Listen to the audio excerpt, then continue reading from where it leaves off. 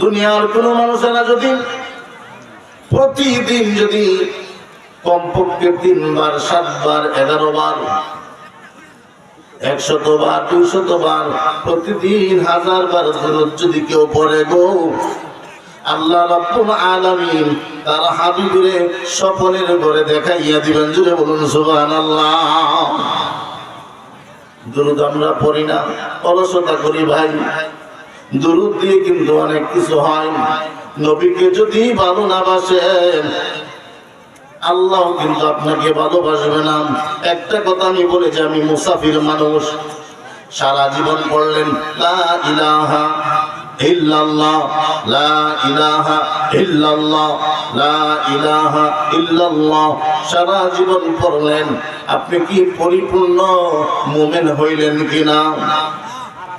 সারা জীবন বললেন লা ইলাহা ইল্লাল্লাহ, বাকি শব্দটুকুন বললেন না, আপনি কি মুসলমান মুমিন হইলেন না?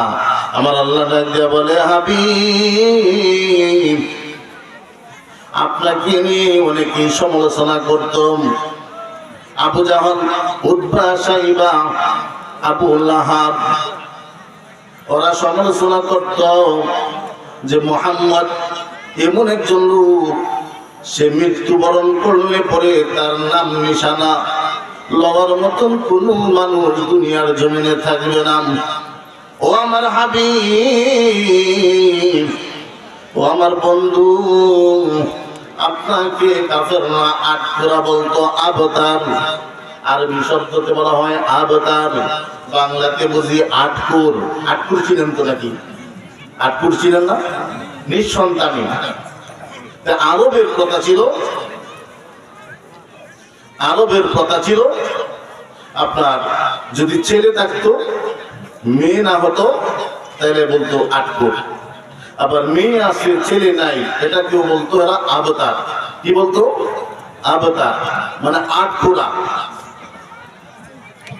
এখন নবীজি মেয়েও আছে ছেলেও আছে, ঠিক না ঠিক? তখন আটকুরা কেমনে হয় ভাই? ওরা মিথ্যা অপবাদ দিত যে মুহাম্মদের নাম নেওয়ার মতন কোন লোক থাকবে না মারা যাওয়ার পরে। আমার আল্লাহ তাআলা বলতেছেন, হাবিব আপনার নাম আমি এত বেশি প্রশস্ত করে দিব যেটা কেউ কল্পনা করতে পারবে না। ওদের নাম নিশানা থাকবে না। সুবহানাল্লাহ। ঘটনাকারী বেড়ে যায়। যাই হোক, ওইদিকে আমি যাইতে চাই না, শুধু দুরুদের সামান্য একটু ফজিলত আমি বললাম। আপনারা বাইজিদ বুস্তামি রহমতুল্লাহ নাম তো শুনেছেন, শুনেছেন কিনা? হযরতে বাইজিদ বুস্তামির নাম শুনেন নাই? হযরতে বাইজিদ বুস্তামি রহমতুল্লাহ আলাইহি উনি যখন 12 বছর সাধনা করলেন, এবং এটা একটা কাহিনী আছে, উনি ওলি হইলেন কি করে। ও যুবকরা, তোমরা মনোযোগ দিয়ে শোনো।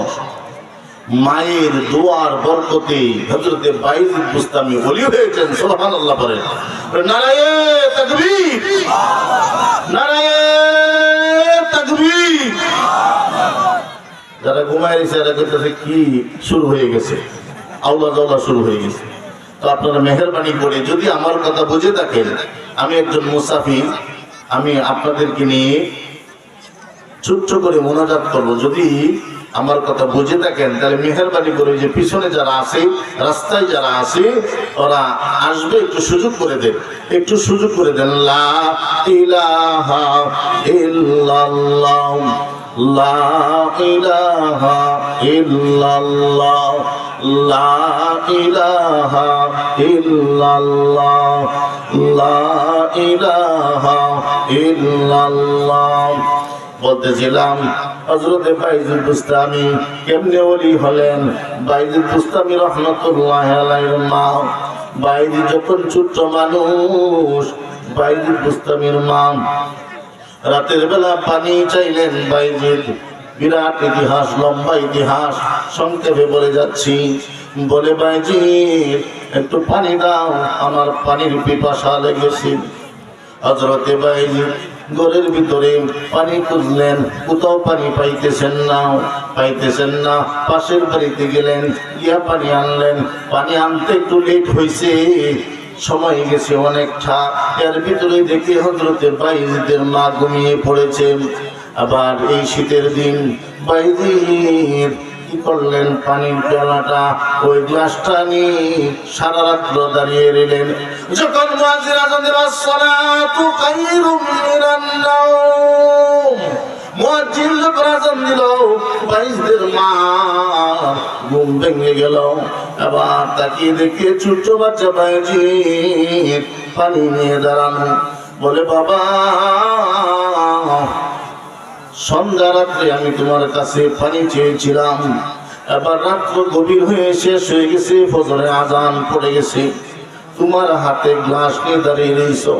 হযরতে বাইজিদ বলে, মা, তুমি যখন পানি চেয়েছো, ঘরের ভিতরে অনেক খোঁজাখুঁজি করলাম, কোথাও পানি পাইতেছি না।